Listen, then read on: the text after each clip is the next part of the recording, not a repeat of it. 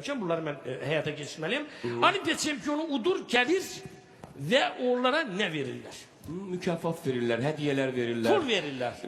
Belediyede pul verirler. Yok sen artık benim çok hoşuma gelirsen. Haşa nefirde edesin. Ona için ben senin dekan da koydum aslında. Çok sağ olun. Yavaş yavaş başlı işte dolar.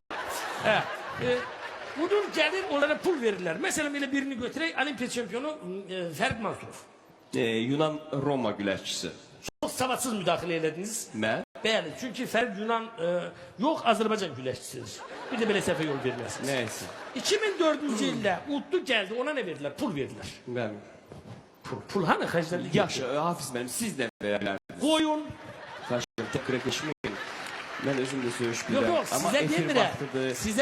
Size demirəm. Ona ne verdiler onda? Pul verdiler ama ben o senin koyun verirdim. Eğer 2004 ilde Ferdi Mansurov'a 1000 baş koyun verilseydi, indi onun 50.000 baş koyunu vardı. Yaxşı, bu xalq artistlərinə dövlət tərəfindən 100 manat premiya ayırıblar. Siz o 100 manatın yerinə nə verərdiniz olar? Ben onun yerine onlara toyuq verirdim, kurisa. Elə həftədə o toyuğun 10 tane yumurtası pulmu ilərisində dolanmağa bəsdir. Bəli. Çok güzel yanaşmadı Hafiz müəllim.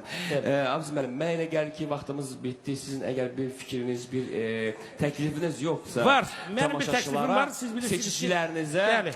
Mən aliməm və bura gəlməmişdən qabaq bu prezidentliyə namizədlərlə əlaqədə bir neçə faktor araşdırmaları eləmişəm və indi onları sizin nəzərinizə çatdırmaq istəyirəm.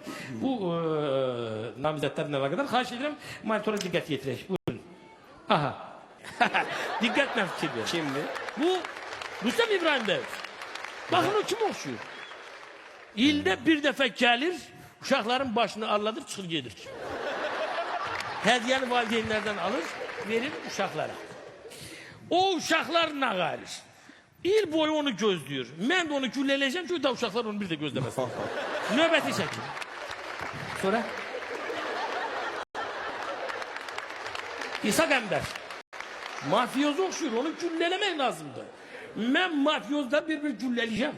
Məhv eləyəcəm. Qanun tutturacağım onlara. Sonra?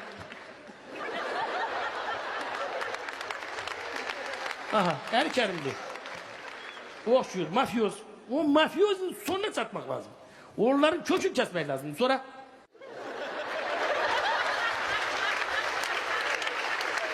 Bakın. Cemle senli. Kim oxşuyur? Bu ancak yiyip, içip kişilerle öpüşmekten başka hiç ne bilmiyor. Ben onu dodaklarını kestireceğim.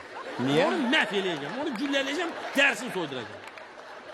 Niye? Qaşlarını soyup bığına tiydirəcəm. Mən də bu qədər, mən vaxtımı dayandırırım.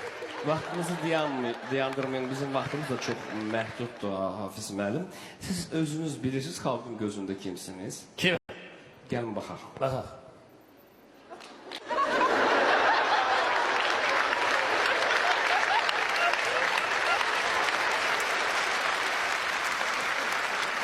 Bu kimdir? Bu Rusiyanın keçmiş vitse-spikeri Vladimir Jirinovskidir. Vay, mən özüm fəxr eləyərdim, mən özüm Rusiyanın vitse-spikeri olsam.